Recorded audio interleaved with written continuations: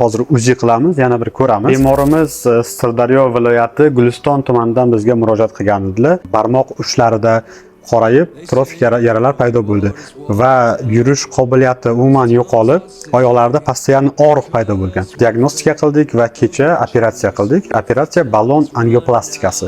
Biz oldi va orqa boldir arteriyalarini ochishga muvaffaq bo'ldik. Arteriyalar duga orqali juda ham yaxshi panjalarga yetib boryapti hozir. Juda ham yaxshi magistralniy kravator.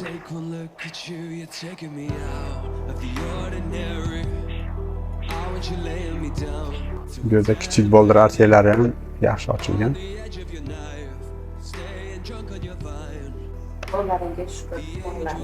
Qanotni postoyanniy ichib yurish kerak onajon. Tabletkalarni postoyanniy ichib, iloji boricha yurishni boshlash kerak. To 1 kilometrgacha ko'paytirib yuring.